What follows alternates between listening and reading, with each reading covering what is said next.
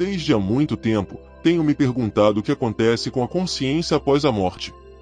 É um tema que inquietou a humanidade desde sempre.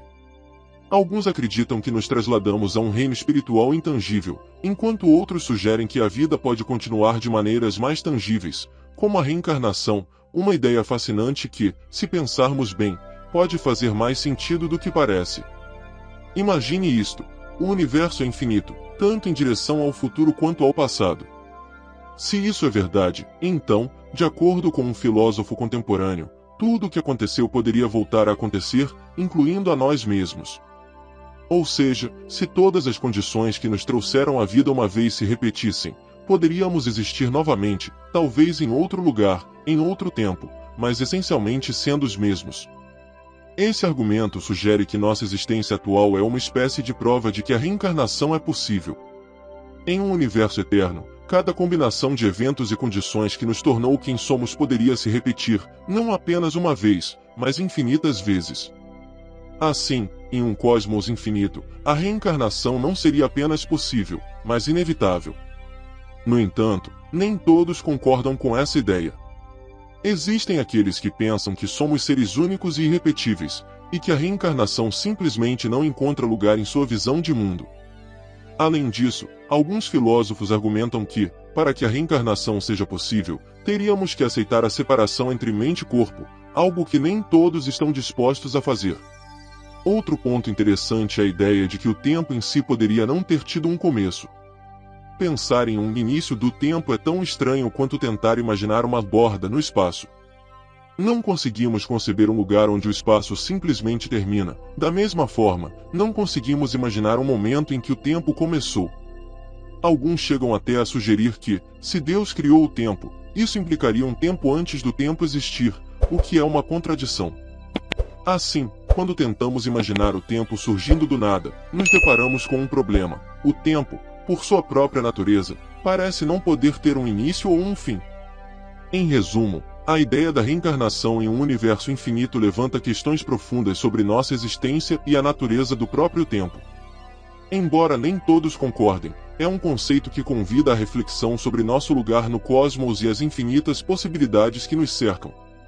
Outro aspecto não menos importante é o da consciência contínua ou não local. A ideia de uma consciência contínua, que persiste além dos limites do corpo físico, tem fascinado pensadores, filósofos e cientistas por séculos, desafiando nossa compreensão sobre a vida e a morte. A consciência não está confinada ao cérebro, mas é um campo que se estende além dele, permeando o universo de formas que ainda mal começamos a entender.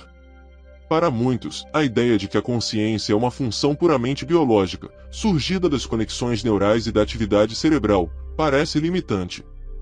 Se a matéria e a energia não podem ser destruídas, apenas transformadas, por que a consciência seria diferente? Talvez o que chamamos de morte seja apenas uma transformação, uma mudança de estado. De acordo com teorias da física quântica, o universo em sua essência é interconectado por redes invisíveis de energia, e a mente humana poderia fazer parte dessa vasta teia. A consciência, nesse sentido, seria como uma onda que flui pelo tempo e espaço, não vinculada de forma permanente a um corpo físico. Assim, ao invés de ser algo que começa e termina com o cérebro, a consciência poderia existir em um estado contínuo, fluindo e se transformando, muito semelhante à própria energia. Essa ideia de consciência contínua encontra ecos em antigas tradições espirituais e filosóficas.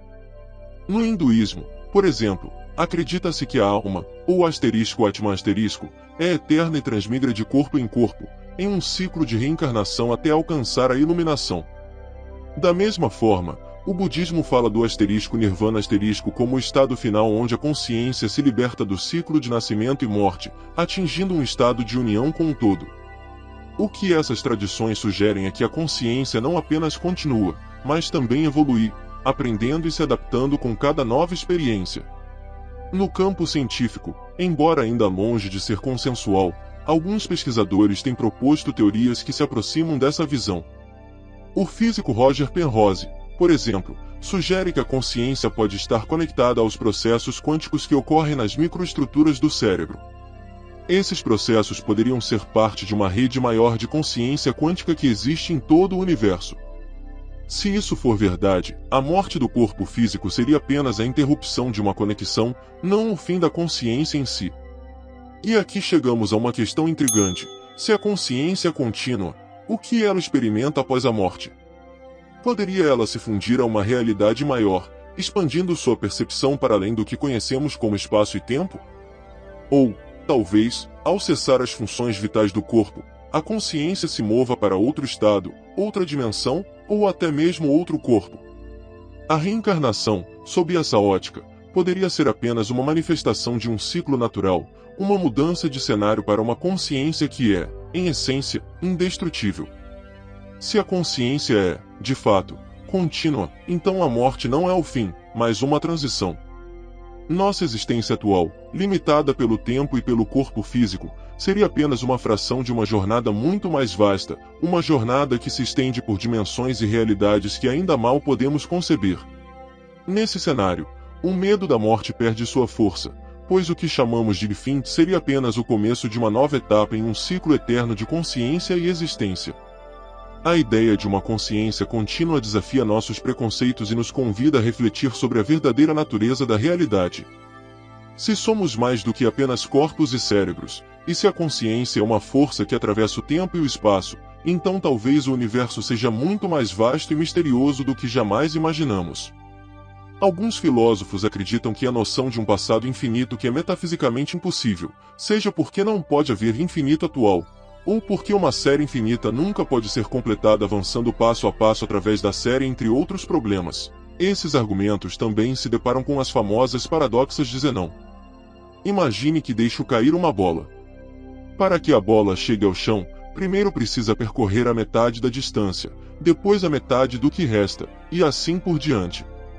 Segundo Zenão, há uma série infinita de passos que a bola precisa completar, e cada um desses passos deve ser dado um de cada vez, em ordem. Mas aqui está o problema: embora essa série seja infinita, a bola chega ao chão, o que parece contradizer a lógica de Zenão. O curioso é que a série que mencionei tem um primeiro passo, mas não tem um último. Agora, imagine o seguinte: para que a bola caia da minha mão ao chão, primeiro precisa chegar à metade do caminho, antes disso, a 1/4 do caminho, antes disso, a 1/8 do caminho, e assim até o infinito. Esta série também é infinita, mas, surpreendentemente, a bola completa todos esses passos toda vez que se move. Então, se os objetos podem completar séries infinitas no espaço, por que não poderiam fazê-lo também no tempo? As objeções filosóficas a um passado infinito parecem desmoronar sob esse raciocínio. Os paradoxos filosóficos, especialmente os de Zenão, são desafios intelectuais que colocam em dúvida nossa compreensão intuitiva de conceitos como movimento e continuidade. No entanto, embora sejam ferramentas poderosas para refletir sobre a natureza do tempo, do espaço e da mudança, é necessário reconhecer que, em muitos casos, as soluções para esses paradoxos já foram propostas e aceitas em diferentes campos, como a matemática e a física. Explorar essas resoluções pode não só enriquecer o debate filosófico, mas também oferecer um caminho para além das aparentes contradições. Os paradoxos de Zenão, em particular, são famosos por questionar a possibilidade do movimento. O exemplo clássico da flecha em voo ou o paradoxo de Aquiles e a tartaruga desafiam a lógica ao sugerir que o movimento, apesar de ser percebido diariamente, seria impossível se decomposto em uma série infinita de eventos. A ideia de que um objeto precisa atravessar infinitas divisões antes de completar uma distância finita, à primeira vista, parece uma contradição. Como, então, resolver esse dilema? A solução para esses paradoxos vem, em grande parte, do cálculo infinitesimal, desenvolvido por Newton e Leibniz no século XVII. O conceito de limites permite resolver a infinidade aparente que surge quando dividimos uma distância em partes cada vez menores. Essencialmente, podemos dizer que embora a quantidade de divisões seja infinita, o tempo total para atravessar todas elas é finito. Isso se deve ao fato de que as somas dessas divisões infinitas convergem para um valor específico. Assim, Aquiles pode, de fato, alcançar e ultrapassar a tartaruga, e uma flecha pode atingir seu alvo. No entanto, o aspecto filosófico dos paradoxos de Zenão permanece relevante porque eles nos forçam a questionar a forma como entendemos o mundo. se dependemos do cálculo infinitesimal para explicar o movimento, o que isso significa sobre a nossa experiência sensorial? Não sentimos as divisões infinitesimais de tempo ou espaço, mas a matemática nos diz que elas estão lá. Isso levanta questões sobre a natureza do movimento e da mudança. Nossa percepção da realidade está fundamentalmente desconectada das leis que a regem. Além disso, os paradoxos de Zenão também abrem espaço para novas interpretações dentro da física moderna. Na teoria quântica, por exemplo, o conceito de tempo e espaço contínuos é substituído por uma visão discreta da realidade. O princípio da incerteza de Heisenberg sugere que, em escalas subatômicas, não podemos medir com precisão a posição e a velocidade de uma partícula ao mesmo tempo. Isso significa que, em níveis fundamentais, o movimento pode não ser contínuo como sugerido pelos paradoxos de Zenão, mas sim ocorrer em saltos quânticos, resolvendo os paradoxos de maneira totalmente nova. Em outro nível, esses paradoxos nos obrigam a reconsiderar a relação entre a realidade matemática e a realidade física. Se a matemática pode resolver o problema do movimento através de conceitos abstratos como os limites, podemos nos perguntar se esses conceitos são apenas ferramentas úteis ou se, de fato, descrevem algo fundamental sobre a estrutura do universo. Esta é uma questão que se estende ao debate sobre a natureza da matemática. Ela é uma criação humana ou uma descoberta de verdades pré-existentes? Uma alternativa interessante que vem ganhando atenção no debate contemporâneo é a ideia de que o movimento, em vez de ser uma série de eventos contínuos, é uma sucessão de estados discretos que ocorrem tão rapidamente que parecem contínuos para nossos sentidos limitados. Essa visão, alinhada com a física quântica, sugere que os paradoxos de Zenão podem ser resolvidos ao aceitar que o universo não é um contínuo perfeito, mas uma coleção de eventos que ocorrem em microinstantes separados. Portanto, explorar mais detalhadamente as implicações dos paradoxos de Zenão, à luz das descobertas modernas, oferece uma oportunidade para repensar alguns dos fundamentos sobre os quais baseamos nossa compreensão do mundo. A crítica aqui não é tanto em relação à validade dos paradoxos, mas à forma como os tratamos. Em vez de vê-los como obstáculos insolúveis, podemos enxergá-los como convites para expandir nossas fronteiras de conhecimento. Aqui entra em cena a cosmologia do Big Bang, que nos diz que o espaço-tempo começou com uma singularidade há cerca de 14 bilhões de anos. Este é o argumento mais forte a favor de que o tempo tem um princípio, embora possa não ter um fim. No entanto, a ideia de que o tempo tem um início continua a ser motivo de debate. Alguns modelos cosmológicos atuais sugerem que o tempo pode ser infinito em direção ao passado. Esses modelos são cíclicos. O universo passa por uma série infinita de grandes explosões e contrações. Em cada ciclo, o universo se expande, se contrai e recomeça.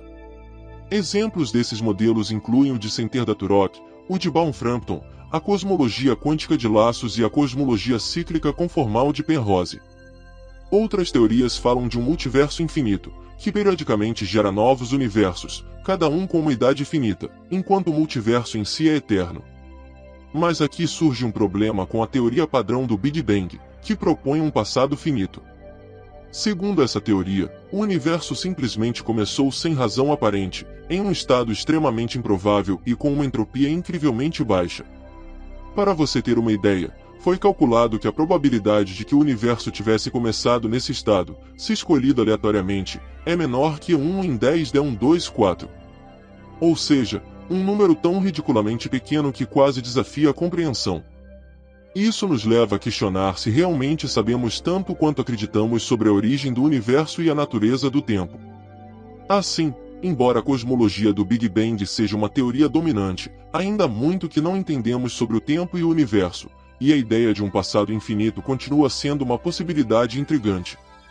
Isso nos convida a continuar questionando e explorando as grandes perguntas sobre nossa existência e o universo que habitamos. Aqui está uma hipótese alternativa. Talvez, em vez de há 14 bilhões de anos, o universo tenha começado em 1950, contudo no estado em que de fato acreditamos que estava então, incluindo cérebros humanos configurados de maneira a ter falsas memórias de um passado anterior, incluindo ossos de dinossauros enterrados no solo, como se os dinossauros tivessem vivido há milhões de anos, e assim por diante. Esta hipótese é muitas ordens de magnitude mais provável do que a teoria padrão do Big Bang, ou seja, se você considerar todas as configurações fisicamente possíveis para todas as partículas no universo, uma maior proporção dessas configurações tem o universo como acreditamos que estava em 1950 do que como acreditamos que estava no início do Big Bang. Então, se você está postulando um estado inicial, você pode objetar as minhas afirmações probabilísticas. Talvez você pense, por uma razão ou outra, que não se podem atribuir probabilidades iniciais a possíveis estados iniciais do universo.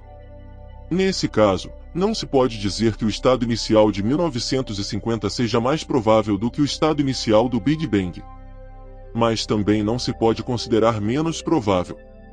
Enquanto isso, as duas teorias são paralelas de outra maneira, ambas explicam todas as observações feitas desde 1950, que, se você nasceu depois de 1950, inclui todas as suas observações, e ambas o fazem postulando um começo do tempo, com um estado inicial do universo sem causa e sem explicação naquele momento. Não se pode contestar a improbabilidade ou inexplicabilidade do estado inicial de 1950 sem contestar o estado inicial postulado pela teoria do Big Bang. Portanto, se a teoria padrão do Big Bang é razoável, então a teoria de 1950 também é. Mas suponho que a teoria de 1950 não é razoável. Concluo que ao menos é plausível que o universo tenha um passado infinito, além de um futuro infinito. Portanto, é interessante considerar o que acontece se o passado for infinito. Segundo a doutrina da recorrência eterna, adotada por Sêneca, Nietzsche e outros, tudo o que ocorre se repetirá no futuro, infinitas vezes. Observe que isso não está garantido a priori como verdadeiro, mesmo que o futuro seja infinito. Para ver isso, imagine um universo que consiste em um único par de partículas. No tempo t0, as partículas estão separadas por 1 metro e se movem em direções opostas, a uma velocidade superior à velocidade de escape. Em todos os tempos posteriores, as partículas estarão mais separadas, nunca voltarão à sua configuração inicial. No entanto, a recorrência eterna se sustenta em uma ampla e interessante classe de casos, provavelmente incluindo o caso de nosso universo real. O teorema de recorrência de Poincaré estabelece que um sistema físico limitado a uma região contida do espaço de fase retornará, com probabilidade 1, arbitrariamente perto de seu estado inicial, dado tempo suficiente. Dado um tempo infinito, repetirá o estado inicial, até qualquer grau de precisão desejado, infinitas vezes. Aqui, o estado inicial refere-se simplesmente ao estado em algum momento arbitrário que escolhemos para começar a considerar o sistema. O teorema se aplica apenas a sistemas confinados a uma região limitada do espaço de fase. O espaço de fase de um sistema físico é um espaço abstrato e matemático que contém todas as configurações possíveis do sistema. Em qualquer momento dado, o sistema ocupa um ponto neste espaço, determinado pelos valores de todas as suas variáveis físicas. À medida que evoluir com o tempo, move-se através do espaço de fase, ou seja, muda os valores de seus parâmetros físicos. Se permanecer dentro de uma região limitada nesse espaço abstrato, como deve ocorrer, por exemplo, se todas as suas partículas estiverem confinadas a uma região finita do espaço físico com energia finita, então o teorema de recorrência se aplica. O teorema não se aplica ao sistema de duas partículas mencionado anteriormente, já que esse sistema não está confinado a uma região limitada. O teorema de recorrência de Poincaré se aplica ao universo como um todo? Pode ser que não, já que o universo pode continuar se expandindo indefinidamente, caso em que seu espaço de fase é ilimitado. Mas se nosso universo tem um passado infinito, como sugerido na seção anterior, então provavelmente é cíclico, o que significa que não se expande infinitamente, mas passa por ciclos de expansão e contração. Nesse caso, repetirá seu estado atual, até qualquer grau de precisão desejado, em algum momento futuro. Se, em vez disso, formos parte de um multiverso infinito que periodicamente gera novos universos filhos, então, embora nosso universo talvez nunca volte ao seu estado atual, outros universos filhos se aproximarão do estado atual de nosso universo, com qualquer grau de precisão desejado. Também vale a pena notar que o argumento para a reencarnação só requer que haja uma recorrência de uma pessoa suficientemente semelhante a você, não é necessário que todo o universo circundante seja o mesmo. Obrigado por assistir até o final.